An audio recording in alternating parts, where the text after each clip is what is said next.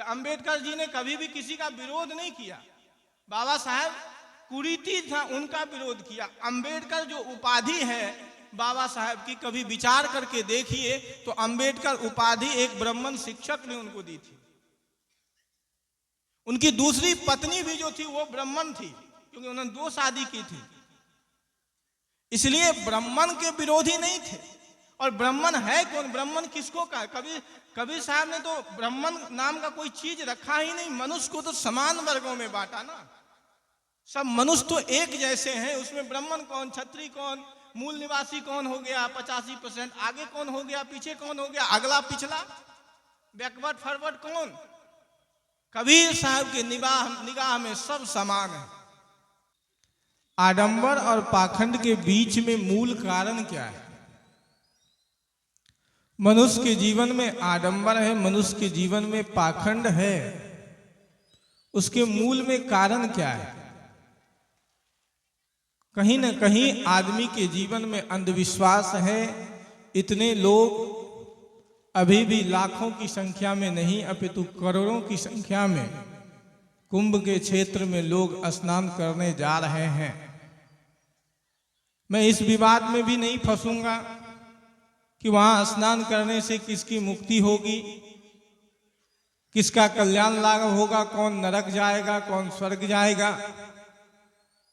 इस विवाद में भी मैं फंसूंगा नहीं, इन विषय पर चर्चा नहीं करूंगा, क्योंकि आप स्वयं जानते हैं कि गंगा कहने मात्र से, क्योंकि आप जब गंगा स्नान करने जाते हैं, गंगा स्नान करते हैं,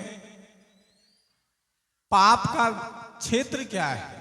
सबसे पहले हम पाप को समझें, फिर उसको काटने का उपाय जानेंगे। पाप है क्या? किसी ने कहा कि गंगा गंगेति यो बुर्यात यो जनानाम सतैरपि सर्व पापे व्यमुच्यते ब्रह्मलोकम स गच्छते। कहा गंगा गंगेति यो बुर्यात यो जनानाम सतैरपि, 100 योजन दूर से भी कोई व्यक्ति अगर गंगा गंगा कहता है तो सभी पापों से मुक्त होकर के सीधे ब्रह्मलोक चला जाता है।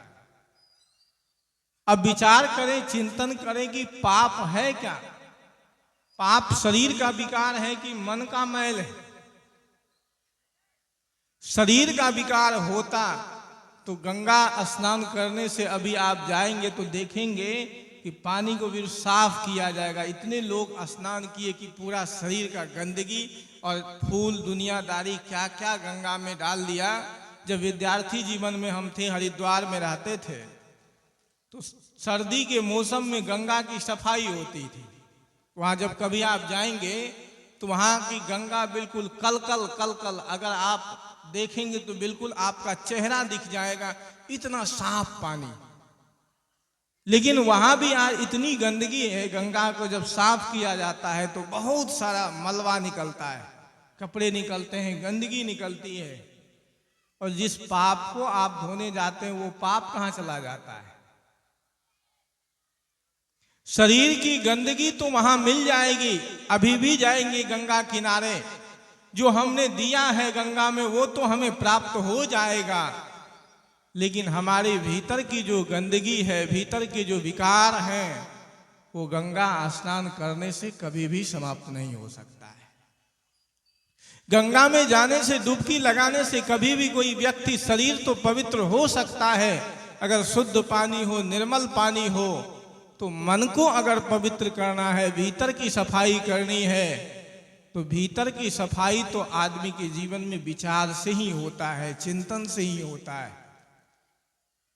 जब तक व्यक्ति का चिंतन पवित्र नहीं होगा, जब तक व्यक्ति का विचार पवित्र नहीं होगा, तब तक आदमी का जीवन कभी पवित्र नहीं हो सकता है।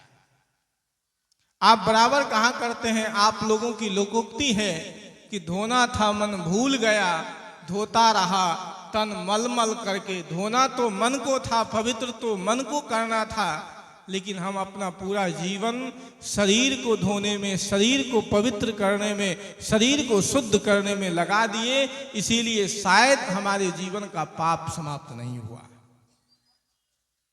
अगर पाप के बीजों को समाप्त करना चाहते हैं, पाप को खत्म करना चाहते हैं, तो तो आज से अपने मन में विचार को बढ़ाइए, चिंतन करिए कि पाप होता कहाँ कहाँ है, किस स्तर पर आदमी के जीवन में पाप होता है, पाप का क्षेत्र क्या है, पाप का बीज क्या है। कभी आपने ये चिंतन किया? ये तो बहुत छोटी बचकानी सी बात है।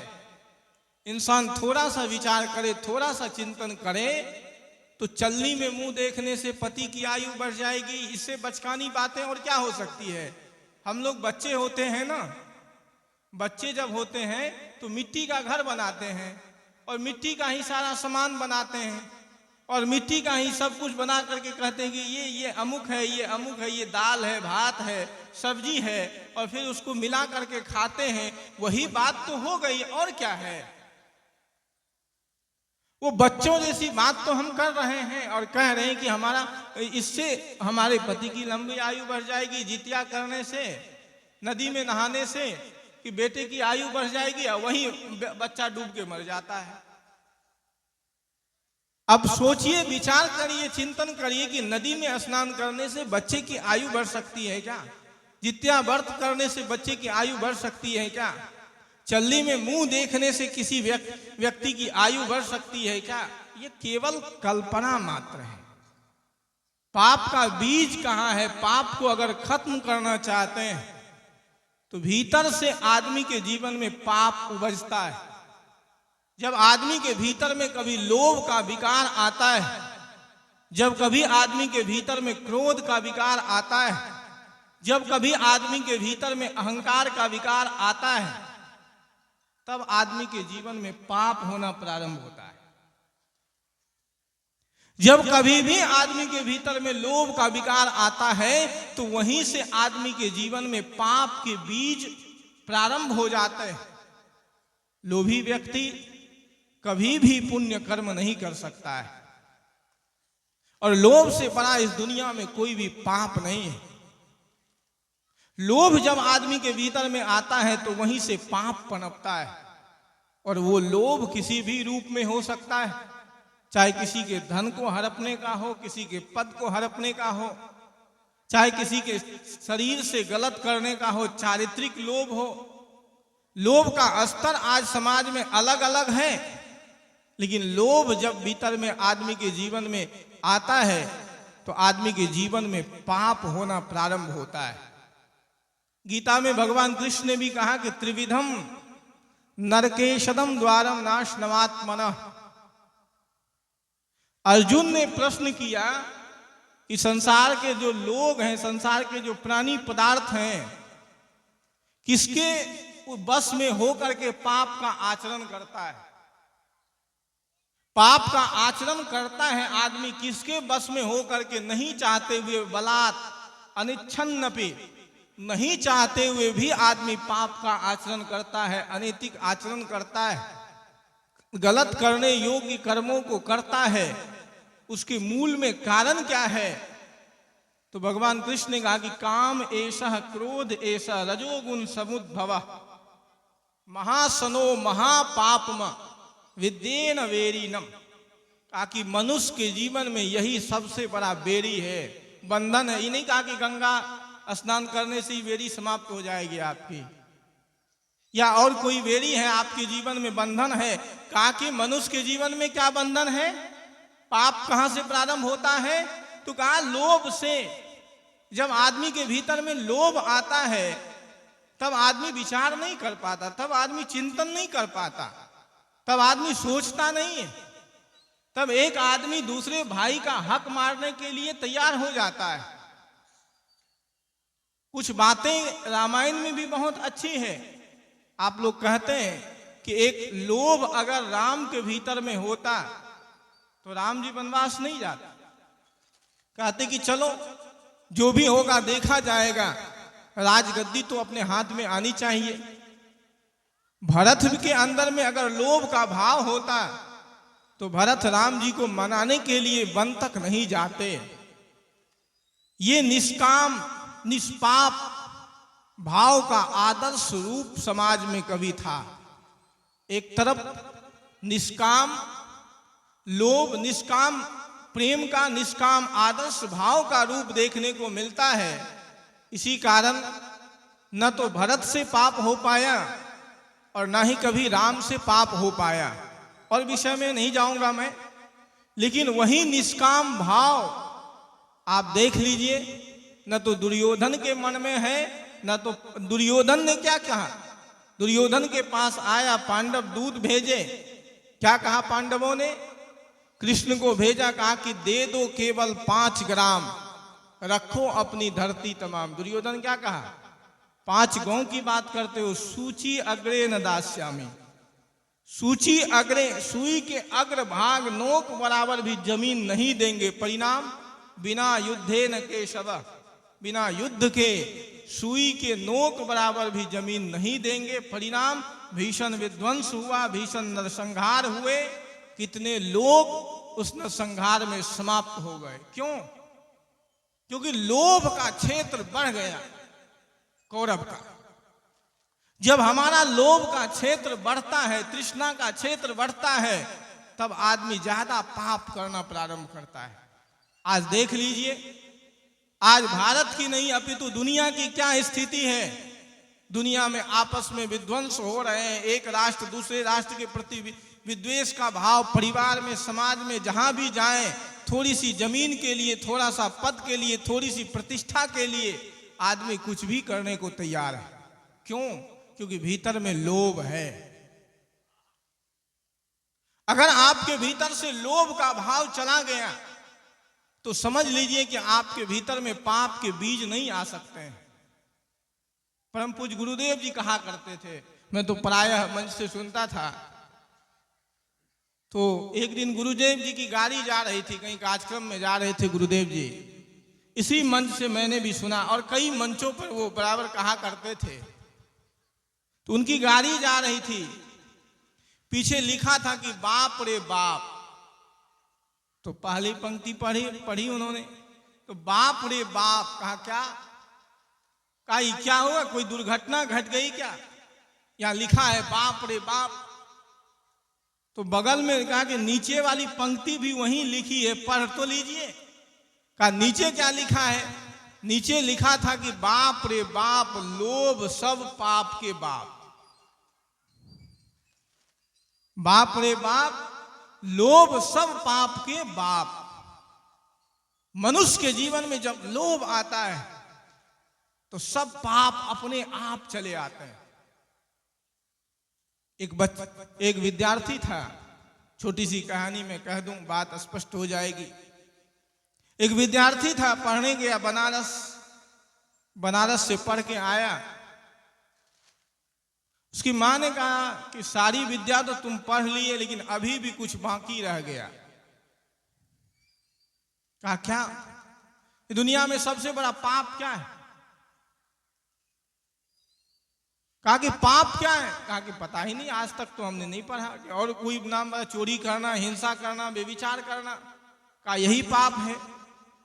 कहा नहीं, तब तुम जवाब नहीं दे पाए हमारे प्रश्नों का, फिर से जाकर के पढ़ो। व्याकरण, ज्योतिष, वेद, वेदांत, सभी षड्दर्शन, सांख्य, योग, न्याय, वैशेषिक, सभी दर्शनों के पढ़ने के बाद उसकी मां ने उनको कह दिया, उनकी मां ने, कि अभी भी तुम अधूरे हो, कुछ और पढ़ के आओ, समझ के आओ। वो लड़का गया। रास्ते में चिंतित होते हुए जा रहे थे तो रास्ते में एक वेश्या मिल गई। कहा कहाँ जा रहे हैं ब्रह्मचारी जी? ब्रह्मचारी का, आप कभी बनारस जाएंगे तो वहां ब्रह्मचारी का अलग ही वेश होता है। लंबा लंबा टीकी, चंदन, रुद्राक्ष का माला, वस्त्र भी सफेद श्वेत, और 1-2 पुस्तक हाथ में।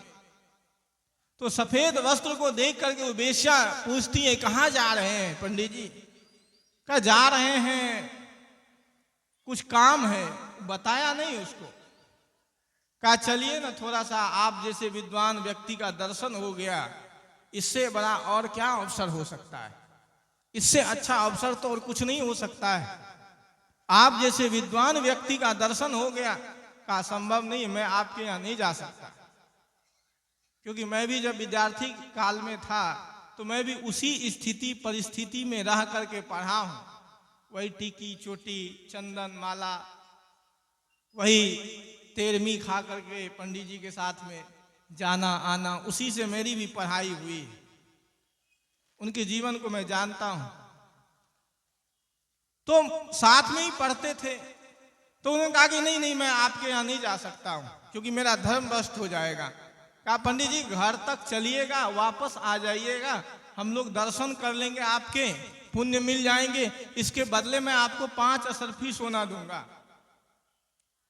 पंडित जी कहे कि कोई बात नहीं, घर तक तो जाना है, वापस चले आएंगे, इससे अच्छा और अवसर क्या हो सकता है।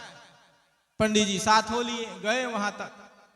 कहा पंडित जी जब यहां आ ही गए हैं, 5 असरफी सोना की बात थी, हम 10 दे देंगे आपको, मेरे अंदर तक तो प्रवेश कर दीजिए, घर तक तो चले आइए। 10 असरफी सोना आपको दे देंगे, आप अंदर तो प्रवेश कर जाइए। पंडित जी भी सोचे कि ऐसा अवसर, अभी तक तो पढ़ाई करते थे, पैसा का मुंह को नहीं देखे, आज कितना अच्छा भाग्य है कि पैसा इतना बरस रहा है सोना। पंडित जी अंदर चले गए। कहा जब अंदर आ ही गए हैं तो 20 असरफी सोना देंगे आपको, भोजन कर लीजिए। भोजन भी करवा दिए। कहा अब रात हो गई, कहाँ जाइएगा। कहा कोई बात नहीं है, कहा सुबह चले जाइएगा, आपको 50 असरफी सोना देंगे। सुबह हुई। कहा अब कहाँ जाना है। कहा जा रहा हूं बनारस। कहा अभी भी आपकी आंख नहीं खुली क्या। कहा क्या। कहा जिस वेश्या को देख करके आपके मन में कितने विचार उठ रहे थे, हमको देखना तक नहीं चाहते थे, आप 5 असरफी सोने के लोभ में यहां तक आ गए, और उसके बाद धीरे धीरे असरफी सोना के लोभ में भोजन भी किए, रात्रि विश्राम भी किए, अब भी आपको पता नहीं चला कि दुनिया में सबसे बड़ा पाप क्या है। कहा अब पता चल गया कि लोभ से बड़ा पाप इस दुनिया में कोई नहीं है, आप हमारे गुरु हैं, अब मैं वापस जाता हूं। वापस आ गए। कहने का अर्थ यह है कि लोभ के बस में आकर के आदमी कौन सा ऐसा पाप नहीं करता है, चाहे वो अर्थ का लोभ हो, चाहे वो चरित्र का लोभ हो, चाहे वो अन्य किसी भी प्रकार का लोभ हो। लोभ में फंस करके आदमी अपने जीवन को बर्बाद कर देता है। पाप का मूल, पाप का बीज लोभ है। हमारे भीतर में किसी भी प्रकार का लोभ ना हो, हमारा मन जब पवित्र हो जाएगा। मैंने कहा कि धोना था मन, भूल गया, धोता रहा तन मलमल करके। धोना तो मन को था, लेकिन भूल गए, शरीर को धोने में जीवन समाप्त कर दिया। और ये लोभ की प्रवृत्ति, आज सभी लोग लोभ में ही तो दौड़ रहे हैं। मन के ही दौड़ में तो आदमी आज दौड़ रहा है, अंधा अनुकरण चल रहा है। कोई बिल्डिंग बना रहा है, कोई गाड़ी खरीद रहा है, कोई मकान बना रहा है, कोई किसी को बड़े बड़े पद की अभिप्सा है कि हम कितने बड़े ऊंचे हो जाए, कितनी बड़ी गद्दी मिल जाए हमको। हम लोग भी तो उसी दौर में दौड़ रहे हैं कि हमारे पास कितनी संपत्ति हो जाए, कितना बड़ा पद हो जाए, कितने भक्तों का समूह हो जाए। यही कुछ मान्यता बना करके हम लोग भी रखे हैं अपने जीवन की परिधि। उस परिधि से हमको भी निकलना पड़ेगा। जब तक उन परिधियों से हम अपने जीवन को भी आजाद नहीं करेंगे, तब तक हम भी पाप से मुक्त कहां हैं। तब तक हमारे जीवन का भी परिमार्जन कैसे संभव है, हमारे जीवन का भी विकास कैसे होगा, संभव ही नहीं है। इसलिए ये अवसर विचार करने का है, चिंतन करने का है। गाड़ी आप कितना भी खरीद लो, मकान कितना भी सुंदर बना लो, महल कितना भी बना लो, संपत्ति कितना भी संग्रह कर ले, भौतिक संपदाओं का अपार विपुल भंडार बना ले जीवन में, लेकिन होने वाला क्या है। कितना भी गंगा स्नान कर ले, कितना भी मंदिर में चले जाए, कितना भी तीर्थों में चले जाए, लेकिन सबसे बड़ा तीर्थ तो ये जीवन है। सबसे बड़ा तीर्थ तो आपका मन है। इसी मन को अगर आपने धो लिया, इस मन को अगर आपने पवित्र कर लिया, तो समझ लीजिए कि आपका जीवन पवित्र हो गया। आदि शंकराचार्य जी ने कहा था कि तीर्थम परम किम, सबसे बड़ा तीर्थ क्या है। कहा कि स्वमनो विशुद्धम, अपना मन पवित्र हो जाए, इससे बड़ा तीर्थ इस दुनिया में कोई नहीं है। ये सबसे बड़ा तीर्थ है। उस तीर्थ में जिस व्यक्ति ने नहा लिया और मन पवित्र होता है विचार से, चिंतन से कि हमें आवश्यकता क्या है, हमें जाना कहाँ है। मैं ये भी नहीं कहता हूं कि आप कुंभ मत जाइए, कुंभ जाइए, क्योंकि वहां भी कबीर पंथियों का भी छोनी लगा है। सारे मत पंथ के लोग वहां हैं, उपस्थित हैं। आप ज्ञान की चर्चा सुनिए, विवेक करिए, विचार करिए। कबीर साहब ने तो किसी का विरोध नहीं किया। कबीर साहब ने कभी भी किसी का विरोध नहीं किया। हम लोग ये मान्यता बना लेते हैं कि अंबेडकर जी ने कभी भी किसी का विरोध नहीं किया। बाबा साहब कुरीति था, उनका विरोध किया। अंबेडकर जो उपाधि है बाबा साहब की, कभी विचार करके देखिए तो अंबेडकर उपाधि एक ब्राह्मण शिक्षक ने उनको दी थी।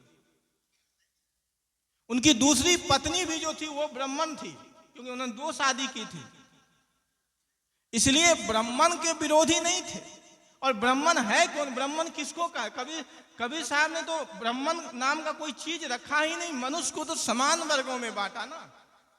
सब मनुष्य तो एक जैसे हैं। उसमें ब्राह्मण कौन, क्षत्रिय कौन, मूल निवासी कौन हो गया 85%, आगे कौन हो गया, पीछे कौन हो गया, अगला पिछला, बैकवर्ड फॉरवर्ड कौन?